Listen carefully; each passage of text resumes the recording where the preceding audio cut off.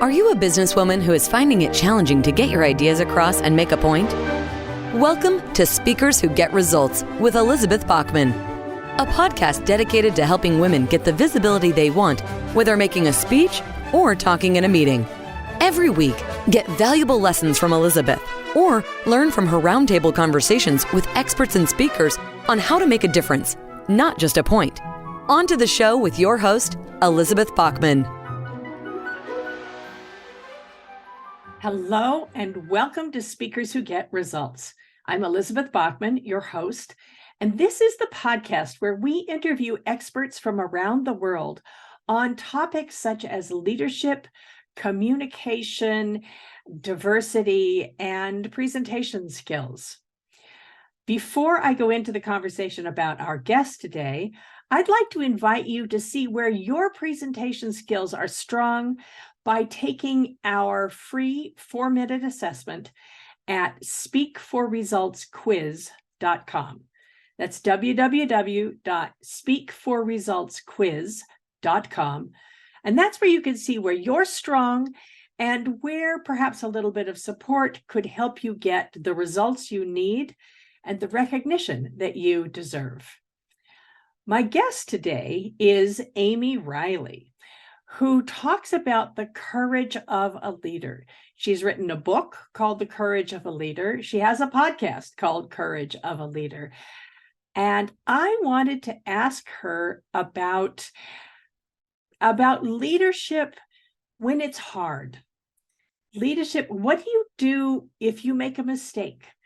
What do you do if you can't decide what's the right thing to do? Those questions are the ones that made me curious, and we had a very interesting conversation. Amy's official bio is Amy L. Riley is an internationally renowned speaker, author, and leadership development consultant. She's worked with organizations such as Deloitte, Cisco Systems, and AON Hewitt, and has over 20 years of experience working with leaders at all levels. Amy has a Master's of Science in Training and Development with an emphasis on organizational development from Loyola University in Chicago, Illinois.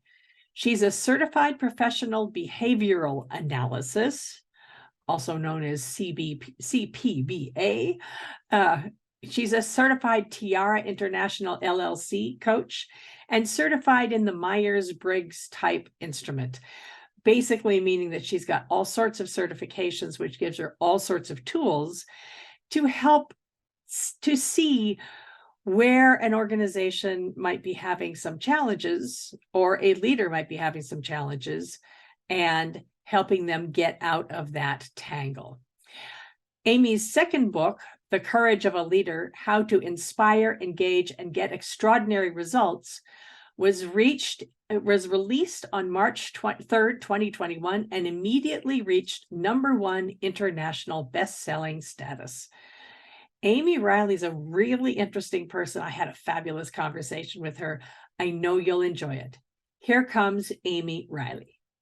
Amy Riley, I'm so excited to actually get you on Speakers Who Get Results. Welcome. Thank you. I'm glad to be here. Oh, good. Well, this is going to be fun. Before I get into the many questions I have for you, let me ask you about your dream interview. If you could interview someone who's no longer around, who would it be? What would you ask them? And who should be listening? So when I think about courage, which is a key theme for me and for leaders, I think about Abraham Lincoln. Okay. And the courage that it took to be the leader of our country at that time. Very interesting. Yes. What would you ask him? Oh, yeah, about what gives him the courage to step forward, right? And knowing that we're never going to please 100% of the people 100% of the time, right? But I think when leaders make big decisions, they're hoping that is a 7%, Mhm. 13% of the population that's not going to be happy. Abraham Lincoln was looking at a percentage that was much larger than that, right? Mhm. And what were his convictions? What was driving him forward? What helped fuel him day after day to stand in his role? And because I'm always thinking about the clay feet of the hero, of the saint, is where I would love to hear sort of what were all the backroom machinations, all the backroom deals, Mm, all the things that were going on that allowed him to make this. I mean, he didn't make the decision to free the slaves in a vacuum. isolation, yeah. Yeah, he Yeah. did it. He had to bring the country with him. He had to Hmm. bring Congress and the Senate with him. And we see every day what a hard job that is. It's easy to paint someone like that as a one-sided, the hero with the shining, who's just has the hero with the halo. Right. And I would love to hear, yeah, I would love to be in this, and I'd like to hear some of the things that didn't make it into the hero story, that Yeah. he still stepped forward. He Yeah. still did what he had. He still said, "This is better for the world. This is my conviction." Yeah. Yeah, Yeah. and Yeah. Yeah. I'm really curious. Yeah. How he would language and feel that conviction. Because I think when leaders are bold, really driving towards the results that they feel are most important for them, their team, their organization, there is a strong commitment to something in the bigger picture. mhm. Okay. So your special thing is the courage to be a leader. Yeah. And I know you have 4 pillars that you like to talk about. Tell us what those are. Yes, the courage of a leader, 4 pillars. The Mhm. courage to be authentically you, Mhm. the courage to say what needs to be said, Mhm. the courage to trust the legacy. And that, Elizabeth, is our own leadership legacy, the Mhm. purpose of our leadership, what we feel we are called to contribute in the Mhm. world, trusting that bigger picture commitment for ourselves. And the fourth pillar is the courage to be bold and create the Ah, extraordinary. so just quickly, authentic is a word that is used a lot. Yeah. How do you talk about being authentically you, Yeah. where that's not everybody really knows Mhm. what is the authentic me? What does that really Yeah. mean? Take that Yes. apart for us. Yeah. Yeah. I love working with emerging leaders, Elizabeth, and Uh-huh. having this exploration, right, about who are you as a leader? Mm-hmm. Some key inquiries. What's our style? Mm-hmm. Yeah. Right? And what words would you use to describe that? What are your strengths? Mm-hmm. Our innate strengths, Yeah. those things that we have been good at since we were 4, Mm-hmm. right? And four now years there's 4 years old, you 4 mean? years old, right? Now Yes. there's the more advanced version of that. What's your story? What Mm-hmm. makes you who you are? Mm-hmm. Right? And we've all got a story, right? I mean, mine is from being from a small town and being curious and wanting more exposure. And what makes us who we are? What makes us tick? And owning all of that and Uh-huh. leaning into it. Where I think that particularly comes into play, and I know this from my life and from all the executives that I've worked with, is what happens when you start comparing yourself to what you think you should be. Ah, yeah, yeah, yeah. Yeah. Yeah, leaning into that and uncovering that, because sometimes something that we're attracted to, right? Or I admire that in that Mm-hmm. person. I want to be that way. There's probably something there for us to Yeah. take on that is authentically us. Mm-hmm. When we start to look out there like, oh, I should be like that leader, I should be like this, and we start putting all of the shoulds on ourselves, Uh-huh. then I like to remind people like there are like companies that research leadership competencies. Mm-hmm. Um, there's 38 of them, 20, 27 of them, right? Like we're Oh, a list human. of 38 different competencies, you mean? Yeah. Yes, right. We're Yeah. human beings. We are Uh-huh. not going to be great at 38 different leadership competencies, Uh-huh. right? So, Okay. what is your leadership about, right? And we're going to be most powerful when we lean into our innate strengths and passions and interests Mm-hmm. and play in that lane and not try to be 38 different things to Uh-huh. everybody, right? So, not the shoulding. Who are you? What is your lane? What is your unique contribution? Yes. And Yeah. stay there. Actually, that reminds me of a story. I'm just thinking of when I was just starting out in the opera business. So I worked as a stage manager and then an assistant director before I started directing myself. And I worked with a wonderful director named Colin Graham, who I loved. He was a major mentor to me. And I used to think, well, I'm the kind of person that I do better if I have 24 hours to think about something. And Okay. and I was listening into a conversation between Colin and a very famous conductor we were working with. And Colin had an idea that he'd been thinking about. And he went to the conductor and he said, what if we paused here? What if we changed the tempo of it?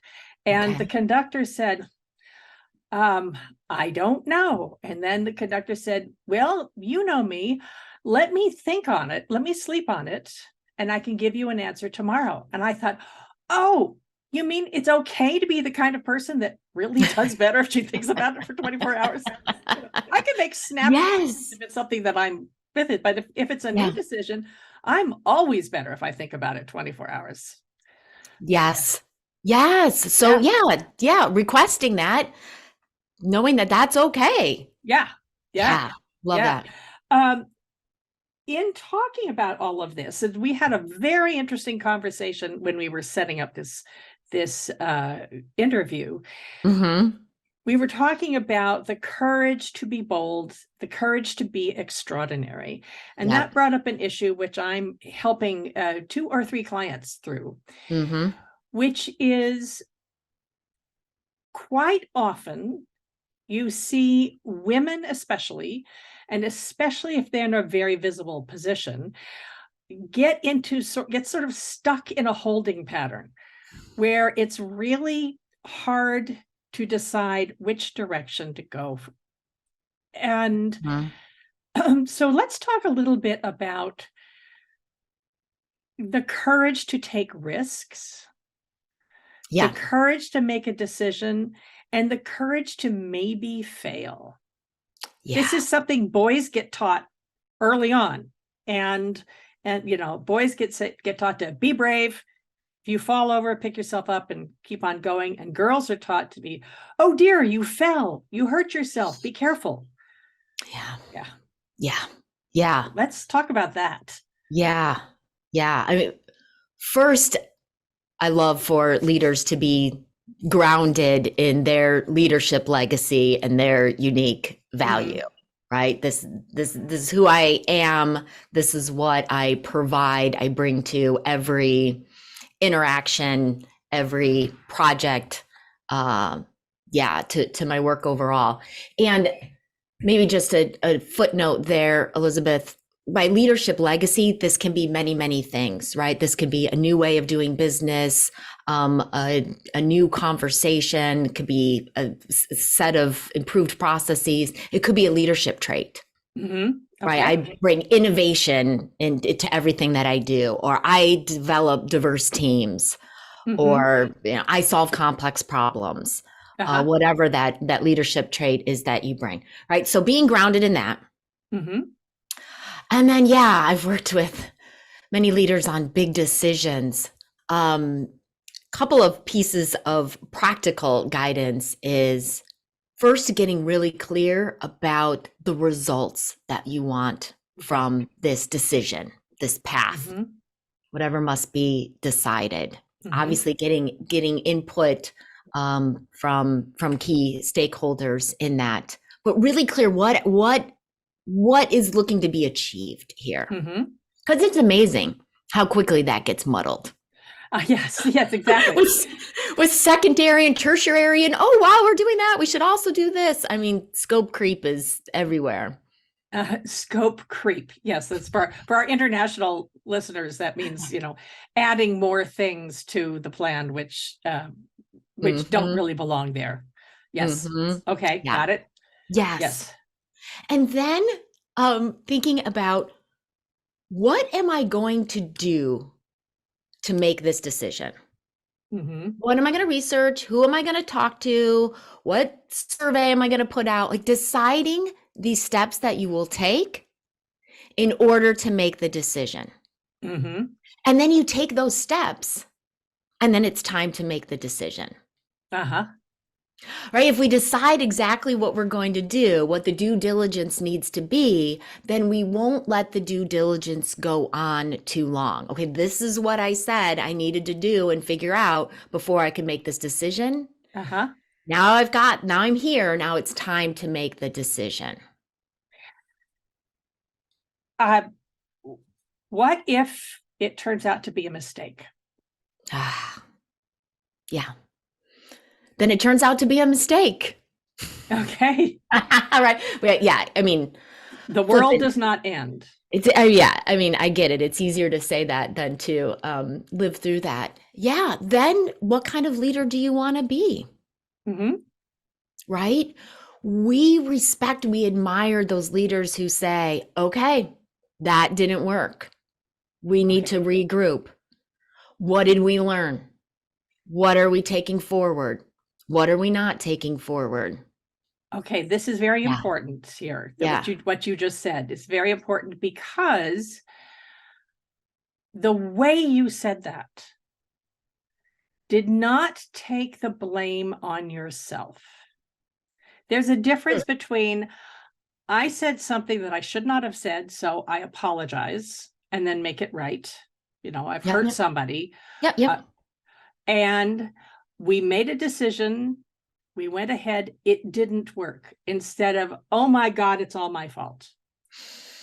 Because the other side of this that I see everywhere, and I was taught is, as a woman, it's easier to apologize. Apologize, which depositions you, which makes you less than. It's really easy. Girls are taught early. It's really easy to apologize first instead of make the decision. I guess what you were saying about owning the decision. Yep. And then if it didn't work, it didn't work. What did we learn? How can we fix things? And I'm not saying let's pretend I wasn't the one who made the decision, right? But saying I made this decision, it didn't take us where we need to go. What are we learning from this? Right? What are we taking forward? Yeah, there's a difference there. I like that you're pointing to this, Elizabeth, between the owning it, right, and standing in that. I was the one that made this decision. It didn't get us the results that we most desired here. And what did we learn? We need to regroup. Yeah. And then get it forward focused. So as we're thinking about this, since we had this pre-conversation, I've been thinking about this a lot. I mean, this is something that's up with a couple of my clients. So I've been very much on my mind. Important. Is the other thing that you said, which I really liked, was checking with the key stakeholders. without saying, I don't know what to do here, because that's not safe, Okay. Mm-hmm. you know, unless it's somebody, but also having trusted people you can talk to say, I'm not sure which direction to go. Mm. Instead of saying that, to saying, let's talk about where it should be, without admitting that I don't know. I think it's easier for a man to say, I'm not sure what to do here, advise me, Mm-hmm. than it is Mm-hmm. for a woman, because another thing that women are trained or socialized is you can't show that you don't know what you're doing. Mm-hmm. Mm-hmm. You know? Yeah. We can just go in and say, I really want your perspective on this. Mm-hmm. Right. This is important. This is going to have organization-wide impacts. Okay. Right? Yeah, it's important that we get your perspective on this. What is Okay. your perspective, right? And then go into asking your questions, gathering information from the other Yeah. person. If you're the kind of person who makes decisions by talking them out, talking them through, Mm-hmm. Mm-hmm. where is there a safe way for a leader to do this Mm-hmm. without depositioning yourself, but also, Mm-hmm. staying strong? How do we talk about that? Yes. Okay, I just jotted down a few ideas. One is you could talk about that with a trusted coach. Yes. Okay. Yes. Right? Leadership coaches. This is what leadership coaches are for. Yes. Yes. Yes. Like someone on this podcast, right? And or who's your trusted ally? And that could be inside the organization. That could be outside of Mm-hmm. the organization, right? Right? Yeah, someone you can process with out loud. And you can also help create safety and understanding by sharing that's what you're doing. Okay. Right? Yes. Sometimes we go straight to the content in the conversation and we don't talk about the process. Uh-huh. I'm thinking out loud here, right? I'm going to process this out loud. Bear with me as you hear my thinking and let the other person know that that is indeed what we're doing in that moment. That's a good point, because I know with me, quite often I will hear the answer come out of my mouth without having consciously been in my brain first. So the processing out loud is part of your process. So I am a verbal processor. I hear that. Yes, I learned Same. that. I learned that and as a boss for so many years, I would tell my team, it said, if there's something new, let's talk it through, challenge me, bounce ideas back and forth, because that's the way I work. Sometimes I wish I were the kind of person who would have an idea, it would be perfect, it would come instantly into my brain. I don't think anybody actually does that, although there are people who pretend that they do, but yes. It's not wonderfully wordsmith, iteration number 1. Right. Let's talk a little bit about trusting your legacy. Another thing that I see often with my clients is women who are, there's a great phrase I heard once where somebody said, the self-doubt and imposter syndrome comes up when you're stretching. Yes. When you're in a stretch position. Yes. And it's your back brain keeping you safe, keeping you small.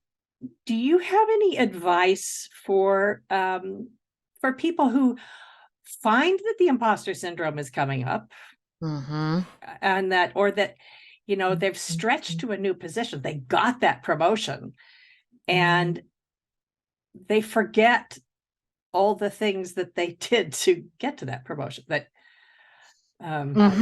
you were promoted for a reason. What is it that what sort of advice can you give to some of Yeah. us who have found that ourselves in that position. Yes. How do we get the reassurance, right? And remind ourselves of why we're here, right? Why we were brought into this position. So, I mean, that could be going to former coworkers, get lifted up in those moments. Mhm. And knowing that that is not a needy or a weak move. I mean, that is knowing ourselves, having self-awareness in the moment, right? I'm having some self-doubt here. How do I lift myself up so that I'm able to move forward powerfully? Mhm. Right? It's about not weak to ask for help. it's making sure it's doing what we can and know to do so that we're bringing our most powerful self forward Mhm. and into Yeah. the work ahead of us that we need to get done. Mhm. Right. So who are your go-to people? I have a folder, Elizabeth, called Feel Good. Okay. When I've gotten great feedback from a client, when there's been reported out results on something that I've been a part of, I pull that over into the Feel Good email folder. That's a great idea. Yeah. Yeah. And go to visit that folder. Mm-hmm. And yeah, in confidence crisis moments. And we all have them because we're all humans. Because we're all human. And there was something I was just going to say, and it's just gone out of my head because I was so excited about the Okay. feel good folder. Um, Yes. yeah, there's another piece to my response here. It's also about the clarity, knowing what we want to achieve in this project, in this work, knowing who we are as a leader. Uh-huh. And looking to that leadership legacy, looking to like, is this going to get us to the results that we said we wanted to achieve here? Mm-hmm. Right? Is this what my leadership legacy would want in this moment? I worked with a female leader, Elizabeth, who really had to deal with some external pressure. She was in charge of implementing the ERP system, the enterprise-wide software system. And that was her leadership legacy. She did this in organizations, that fully optimized enterprise-wide software system. And she was getting pressure from a senior executive, very influential person in the organization to speed up timelines. Okay. And I had to keep asking, I call her Maria. I kept having to ask Maria, what would your leadership legacy want in this moment? And she's like, no, we need more benchmarking. We need more dialogue. The leaders in this organization need to know more about this journey we're about to embark on. So she decided to push back against this senior leader. And it got shaky. Yeah. Really shaky, right? Like, is she going to stay in this position? Kind of shaky. Mm-hmm. And it was the first of many times that she had to look to the legacy, the bigger picture commitment to make her choice in the moment, kind of set aside the external noise, the turmoil inside of her, and say, no, this if this is going to work, this is what I feel needs to be done in this moment. Yes. And she did. And she did. Boy. And yeah, it was fully optimized, fully implemented by year 2, a really impressive timeline. They had to slow down to speed up. That's really hard because there is a natural human tendency to skip the steps. Yes. And if you skip the steps, that the world is littered with projects that failed because people skipped some of the steps. Yeah. Yeah. Let me go to a slightly different aspect of this. Okay. What if you feel you are a leader and you are not getting the recognition that you deserve? Mm. This is the work that I do, is helping women especially get through the glass ceiling, because having made all the mistakes myself, made all those mistakes. How do you how do you get the recognition you deserve if you don't feel like you're getting it? Yeah. I'm making a couple notes here because I don't want to forget them as we start talking. Yeah, think often an inroad for women to feel comfortable talking about this and creating visibility for themselves is to use the we language. Okay. Right? I want to let you know about what the team has accomplished. Mm-hmm. And also thinking about what do others in the organization need to know about what you and your team are accomplishing. Absolutely. Right? Yes. There's business reasons for this, and to think about the business impact of others fully understanding your capabilities or your recent successes, or what you can do. So yeah, hinging that on here's what others need to know so that we're collectively doing the best work that we need to do here. And starting with that we language. Yeah. Right? Start with the we language, but also don't forget to say, I thought, Yeah. I decided, whatever, because it's also quite possible to make it all about the team and erase yourself from the picture. Yeah. And, Yeah. I've had people do that. I've done that. So that nobody actually recognizes that you were the one who decided it or who led it. If you feel you are being unjustly ignored or taken for granted, what can you do to step forward as the leader you want to be, using your 4 pillars here? How can you get that recognition? If you feel that you shouldn't be ignored and you're being ignored. Yeah. Yeah. Some of it could go back to what we just talked about, right? Just saying what you and your team are accomplishing. Know that, be grounded in who you are and what you're about and your value proposition. And then you find where that value that you bring is needed in the organization. Oh, good. Okay. Yeah. Right. I see we need XYZ, right? I bring this experience. I think I could have an impact on us, increasing that capability or entering that new market or whatever it is, right? Where do you see yourself providing more and bigger value in the organization? And who needs to know that? Okay. Right? Who are those influencers? Does this go back to the pillar of having the courage to say what needs to be said? Or is that something else?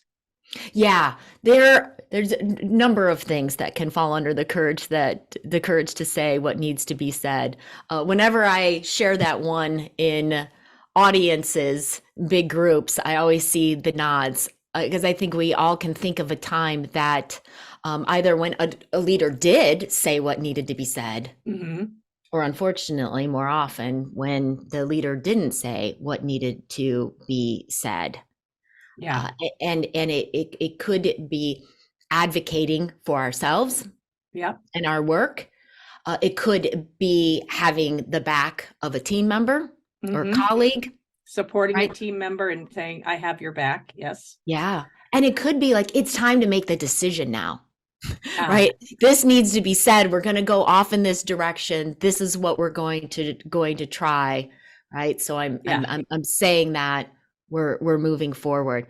I mean, it can also just be, I talk to many leaders about giving effective feedback, right? Giving that feedback, that coaching in the moment that feels so hard, right? But if we're grounded in our intentions of, I just want this person to perform better, have a great reputation, do their work with more ease, right? So, and I think they need this information in order to get there. Right. So let's have that conversation. The wonderful Janet Miller Evans says, feedback is an act of love. So if you give feedback, because also we've all seen the people who everybody knows where their failings are, but nobody ever said anything. And so you solve the problem by kicking them upstairs. Yes. And, or they go off to another company and they make the same mistakes because nobody ever told them. Yeah. Yeah. No, Elizabeth, I had a time where I found out after about 4 months of engaging in the same behavior that something that I was doing was not working for someone else. Yeah. And I felt so sad and discouraged. Like in the moment when I found out, I'm like, why did we not have this conversation 4 months ago? Like, I just hate that I've been doing this thing that hasn't worked for you. And I would have wanted to know. Yes. Yeah. Well, Amy Riley, this is fascinating. If you find somebody who's dealing with courage issues or dealing with stepping up to be a leader, where could we start? Let's give us something, and let's tie it up with a way you could start. Okay. Reflecting on where are your strengths? Okay. What do people come to you for? Mm-hmm. What's the unique value that you provide? Mm-hmm. And this can take a little bit of reflection sometimes, Elizabeth, because sometimes it's so innate. It's just how we approach things. It's just how we do things. We don't think of it as anything special because it's just there for us. In fact, sometimes we're confused when it's not just there for other folks, but it's not. Yeah. Right? It's your unique strength. Reflect on where is your value and reflect on where is your interest and your passion. Right? Okay. Where are you compelled to make a difference? Mm-hmm. And where those two lists overlap, that's the area of your leadership legacy. I love it. So declare that leadership legacy and start using that as your guidance. I love it. Okay. Amy, thank you so much for having been a guest on Speakers Who Get Results. I'll put all sorts of notes. Amy also has a podcast, and we'll talk about it. Spoke about that in the intro, and we'll put links in the show notes. So this has been Speakers Who Get Results. If you liked this, please subscribe. Like us on Apple Podcasts. That's the one that matters. Give us a review and a 5-star rating, please. And tell your friends, Speakers Who Get Results. Thank you very much, Amy Riley. Yeah, thank you, Elizabeth. My pleasure. Okay, and I'm Elizabeth Bachman. I'll see you on the next one. We have just concluded another great episode of Speakers Who Get Results with your host, Elizabeth Bachman. If you got value from today's episode, please feel free to share us with your friends and colleagues. You may also visit elizabethbachman.com for additional resources. Be sure to tune in every week for new episodes, and thanks for tuning in.